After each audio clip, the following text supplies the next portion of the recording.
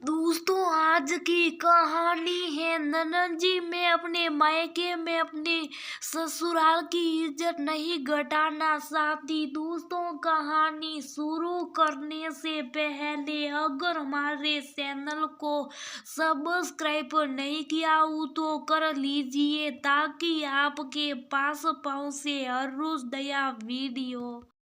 ये कैसी गलती हो गई उनसे जो 2 साल में भी वादा पूरा नहीं कर पाए। कितने अरमान से राजू की शादी की थी। बहू के पिता ने ऐसी देने का वादा किया था, किंतु देखो समय पर मुकर गए थे। विमला जी आंगन में बैठी बहू को ताने मारते हुए अपनी बेटी को बोल रही थी। वो बोली, अब क्या करोगी माँ, भूल जाओ। वो बोली, फिर भी अपनी उनकी बेटी को किसी चीज की कमी नहीं होनी दी। अरे कुछ तो आंखों में पानी रखना चाहिए। 2 साल बाद ही सही, पर अपने वादे को तो निभाना चाहिए। विमला जी अपनी बहू रिया को सुनाते हुए बोल रही थी। 2 साल में रिया को ये सब सुनने की आदत सी हो गई थी।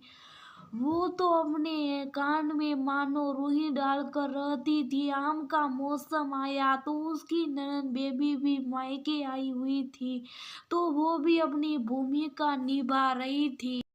वो बोली, सच में भाभी, आपको पता है पापा ने एक बार मजाक में बस मेरे ससुर को बोल दिया था कि आपके पूरे घर में नए पंखे में लगवाऊंगा। मेरी इज्जत बढ़ाने के लिए उन्होंने पंखे के साथ साथ मेरे कमरे में एसी भी लगवा दी थी। वो बोली, मैं अपने मायके में अपने ससुराल की इज्जत नहीं घटाना चाहती। मैं तो इनसे कहती हूँ कि आप ऐसी लगवा लो और फिर मैं अपने पापा को बोलूंगी कि देखो, आपने नहीं दिया तो क्या हुआ, मेरे ससुराल वाले कोई कम नहीं है।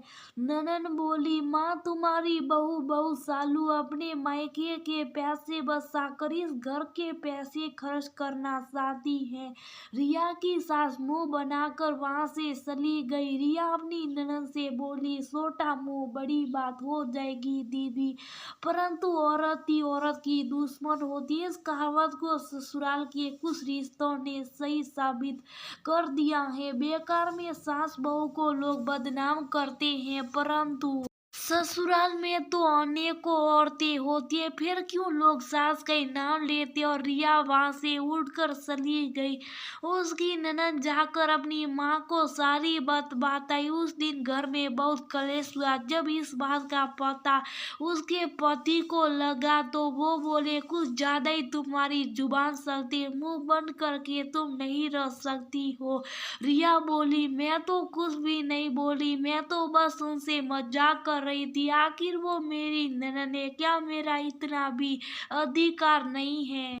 वो बोले, इस घर में तुम्हें अधिकारों की बड़ी पड़ी है, अपने पिता से अपना अधिकार क्यों नहीं मांगती हो। क्या सब कुछ वो अपने बेटे को ही दे देंगे। सबके सामने ऐसी देने का वादा किया था, 2 साल में वो भी नहीं दे पाए तो वादा क्यों किया था। वो बोली, सही का आपने, लड़की के पिता की भी कहीं ना कहीं गलती होती, अपनी औकात से बढ़कर खर्च करना और इस दान देश की प्रथा को आगे बढ़ाने में कुछ हाथ लड़की के पिता का भी होता, जिसके कारण आज मुझे दूसरों से तो छोड़ो अपने पति से भी दो बातें सुननी पड़ती। उसके पति ने कुछ सोचा समझा नहीं और अपनी पत्नी को धक्का देकर बोला, अगर इतनी सी तुम्हारी औकात थी तो तुम्हारे बाप में मुझसे तुम्हारी शादी क्योंकि कर देता किसी धरना सेठ के घर में और रहती तुम वहाँ आराम से। वो एक बेरोजगार पति था जो अपने माता पिता के पैसों पर जी रहा था। कभी उन्होंने उसे ये नहीं सिखाया कि औरतों की इज्जत कैसे की जाती है। 2 पैसे कमाने के लिए मेहनत भी करनी पड़ती है। आखिर एक औरत ऐसे पुरुष से क्या उम्मीद कर सकती है। सही का किसी ने, सच्ची बात कड़वी होती है, जो कि रिया के पति को बहुत कड़वी लगी जब इस बात का पता उसके सास ससुर को लगा तो वो बोली, बहू जरूरत से ज्यादा मर्दों से मुंह नहीं लगाना चाहिए। ये बात क्या तुम्हारे घर में माता पिता ने तुम्हें नहीं सिखाई? वो ससुर से बोली, पापा जी मैं क्या गलत बोली? मैं तो बस ये चाहती हूँ कि ये भी अपने पैरों पर खड़ी हो और अपनी कमाई से आपकी इस घर की हर जरूरतों को पूरी करे। उसकी सास बोली, एक तो गर्मी का मौसम है, उस पर जब जब बहू को देखती हूँ तो गर्मी और लगती है और याद आता है इसके बाप का वो वादा। हमारे घर में जो इतना ज्ञान बांटती हो अपने पिता को क्यों नहीं समझाती हो? उसके ससुर बोले, अब बस भी करो, क्यों पुरानी बातों को कुर दे रही हो? घर में थोड़ी शांति का माहौल भी रहने दो। सोचा था रिटायरमेंट के बाद घर में आराम से रहूंगा, परंतु माँ बेटे को करब खोदने से फुर्सती नहीं होती। इतना बोलकर वहां से चले गए। राजू बोला, तुम्हारी वजह से मुझे अपनी बाप से दो बातें सुनने के लिए मिलती। वो बोली, आपको अपनी बीवी और पिता की बातें बुरी लगती है, परंतु यही बातें बाहर के लोग भी करते होंगे जो आपके कानों तक पहुंच नहीं पाती हैं। वो बोला, अगर तुम में काबिलियत है तो तुम ही नौकरी कर लो। रिया बोली, बिल्कुल करके दिखाऊंगी, और जो आपने नहीं किया मेरे लिए और अपने माता पिता के लिए वो सब मैं करके दिखाऊंगी। फिर देखती हो आपकी माँ और बहन आपके लिए कितना खड़ी रहती है। राजू बोला, दुनिया में तुम जैसी लड़कियां बहुत मिलती है, पर मुझे जैसा लड़का नहीं मिलता। तभी तो तुम्हारे पिता ने हजारों में मुझे सुना था। वो बोली, तुम जैसे लड़के अपने माँ बाप के पैसे पर जीत और सूट बूट पहनकर लड़कियों के पिता को ठगते हो। गलती मेरे बाप की थी।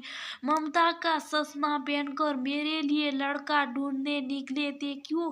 उन्हें क्या मालूम था जिसे सोचा था व्यापारी निकला वो अंदर से कबाड़ी। इतना बोलकर दिया वहां से चली गई। अगले दिन जब उसकी माँ से उसकी बात हुई तो माँ बोली, क्या हुआ? तुम्हारी सास ने ऐसी को लेकर तुम्हें ताने दे या फिर जमाई बाबू ने कुछ बोला? वो बोली, माँ काश कि आपने मेरी पढ़ाई पूरी करवाई होती तो आज मुझे ये सब सुनना नहीं पड़ता। क्या जल्दी थी आपको मेरी शादी करने की? मुझे पैरों पर खड़ा कर देती तो बिना दहेज के किसी गरीब के घर में ब्याह देती तो मैं ज्यादा खुश रहती। माँ बोली, अब जो गलती हो गई उसे कैसे सुधारे? मैं क्या करूं तुम्हारे लिए? वो बोली, इतना कर दीजिए कि मेरे सारे सर्टिफिकेट मुझे भेज दीजिए। मैं अपनी पढ़ाई आगे करना चाहती हूँ और अपने पैरों पर खड़ा होना चाहती हूँ। माँ बोली, क्या इसके लिए तुम्हारी सास मान जाएगी? वो बोली, बहुत कुछ सबके लिए करके देख लिया, अब अपने लिए करना चाहती हूँ। रिया ने अपने ससुर से अपनी पढ़ाई और काम करने की बात की। ससुर बोले, पति तुम्हारा कुछ करता नहीं और तुम नौकरी करना चाहती हो, लोग क्या कहेंगे? करना है तो इस घर से कुछ करो, बाहर का काम करने की इजाजत मैं नहीं दे सकता। उसके दिमाग में एक बात आई। वो बोली, पापा जी हमारा इतना बड़ा घर है, क्या मैं घर के निचले हिस्से में बच्चों को पढ़ाने के लिए कोचिंग खोल सकती हूँ?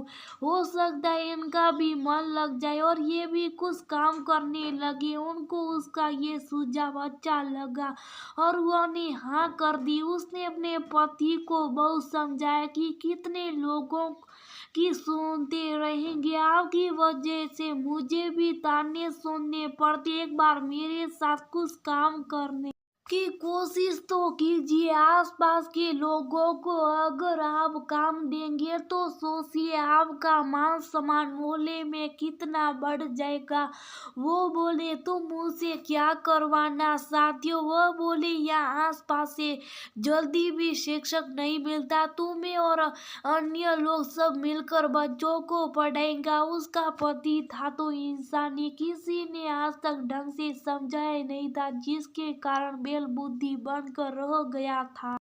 धीरे धीरे रिया ने अपना काम शुरू किया। पहले एक, फिर दो, फिर चार, और ऐसी अन्य बच्चे आती सरे गए। फिर रिया ने आसपास की औरतों जो पढ़ी लिखी थी, अगर वही पढ़ाना चाहती थी, उन्हें भी अपने काम में शामिल किया। पति को फालतू बैठने के लिए वक्त नहीं मिलता था, तो उसके दिमाग में खुराफात आते ही नहीं थे। अगले 2 साल में रिया ने अपने कमरे और अपने सास के कमरे में ऐसी लगवाई। अब तो उसका एक बेटा भी था। वो सास से बोली, मम्मी जी अब आपको मुझे देखकर गर्मी नहीं लगेगी और न आपका तापमान कभी बढ़ेगा। आप शान से बोल सकती है कि ये ऐसी मेरे समधी ने नहीं, मेरे बेटे बहू ने लगवाया। इतना बोलकर अपनी सास के उसने पैर छुए। दोस्तों, बेटी को साजो सामान के साथ विदा करना कोई बुरी बात नहीं, परंतु न दहेज देकर और बड़े घर को देकर बेरोजगार लड़के से अपनी बेटी का सब्र करना भी तो कोई समझदारी की बात नहीं होती है।